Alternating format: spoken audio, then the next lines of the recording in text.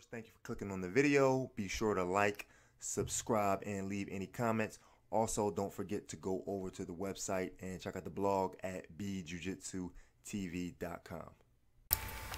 What is up, YouTube? I'm back on the mats here. This is my second blue belt competition. I'm gonna do things a little bit differently on this video, so I'll just do my normal narration the first time through, and then I'll play the video again, just straight through, and give some kind of feedback as far as my thoughts were after the fact. So right here we're kind of just grip fighting, and I noticed that his hips are like real far back, and what I wanted to do was get my hips close so that I can kind of go for some sort of trip or a toss or something like that, and I think that's what he was going for too. So eventually here it looks like he went for a hip toss, but I was able to kind of base out with my left foot there and avoid getting tossed over. So I kind of go to the back here. He went into the turtle, so I kind of just went around to the back, and I think we're gonna get reset by the ref here in a second, back to the middle. And I don't have a hook in on either side, so I just kind of had the back, but again with no hooks in. So the ref just kind of reset my hands there. So what I was trying to do here, I don't remember the name of this choke. I'll see if I can find a video on YouTube and leave a link in the description. But I'm trying to reach to his opposite collar with my right hand, and I wanted to throw my left, like my left shin kind of on the back of his neck. And it's kind of weird because it didn't work. So the way I landed was a little weird. So right here, I'm like, I don't want to spend too much time on the feet. I want to kind of get it to the ground. So I pulled guard, and I wanted to kind of get some triangle stuff going, because I was a lot taller than him. So I figured I can kind of get some triangle game going. So you see me grabbing in his collar, and I'm gonna go for like a loop choke here, but it was just kind of just to get him thinking. And you see me in a few different times during the match, I'm trying to be calm and think. Like, I don't want to just rush into things, just be sporadic, because that's something I have a bad time. I do that a lot sometimes. So right here I went for like a little sweep. He based his right arm out, and I shot my triangle up, and I was feeling pretty good right here. I was feeling pretty good. It was only about a minute or so into the match. I got my legs crossed, and now I need to start working on locking the triangle down. So I feel him, he's trying to grab my left knee and force it to the ground, and I'm trying to get him back up so I can get my angle right. So you see me, I'm gonna unlock my triangle in a second, just to kind of get his body weight shifted. So right here I'm squeezing. Right now I'm squeezing my leg. I'm squeezing. You can see my in the second here I'm gonna look up. I loosened up because I thought he might have passed out. So you see me, I kind of look back up. I'm like, oh no, damn, he's still like, he didn't pass out. But I kind of lost my angle at that, and I could be remembering this part wrong, but I think he kind of had his collar, like his collar in his mouth.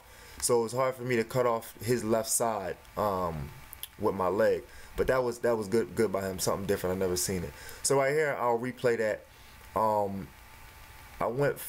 He went for that like scarf hold, and I was able to sweep him, but he used my momentum against me basically, and you see my legs kind of flailing around, and then he got me into that the key lock with his leg, and I had to tap there. So that was that. Unfortunately, it wasn't the way that I was explained. The way that it was explained to me rather was the fact that it was, I don't know how many people in the division. Since I lost in the first round, there was no like second round or whatever. So since I lost in the first round, that was it. So again, like I said in the beginning of this video, I'm gonna talk a little bit now about kind of after the fact, and I'll just play the video straight through again. So looking back on it, one thing that I really wish that I could have handled a little bit better was like the nerves. I'm sitting around, I think it was about an hour and a half drive to the event, and I maybe sat in the bleachers for an hour, stretched a little bit for 20 minutes, and then sat around for another maybe 15 or 20 minutes until they called my division up. So just waiting around, and just the anxiety, and just kind of not knowing exactly when your turn is up. it got to me a little bit. But again, you see in the video here, I'm trying to be calm and be calculated and not just be sporadic and just jumping around, which I tend to do a lot. It's something that I'm trying to work on. But it kind of came out a little bit here. But you know, not to take anything from him, he did everything right. When I was like on his back here, he didn't allow me to get the hooks in. He did a good job of scrambling, and even toward the end when he went for that scarf hold and I kind of reversed it, he didn't just land with me on top. He used my momentum again to kind of keep the roll going, and he ended up on top again, and he ended up finishing. And I'm not sure if he won the division or not, but I was kind of hanging around, and I would look over there at this mat where my division was going on. I would look over there every now and then, and I feel like I saw him and like one other person there. So I'm not really sure who won the division, but he beat at least 2 more people, I want to say, in the division. So he definitely medaled. So he came in first, second, or third. So again, I'm not taking anything away from him. He did a good job. I did what I could. You know, I don't have any regrets really. I'm disappointed, of course, but as far as regrets, not really. So I'm gonna stop rambling right here and kind of just let the rest of the video play through. Again, don't forget to like, subscribe, and leave any comments. I really want to hear, you know, kind of what you guys think is a good way to approach a tournament. Like, well, what are some of the things that you do or try to avoid when you have tournaments coming up? So leave that down in the comment. I'll be sure to, you know, respond to anything that I can. Thanks again for watching.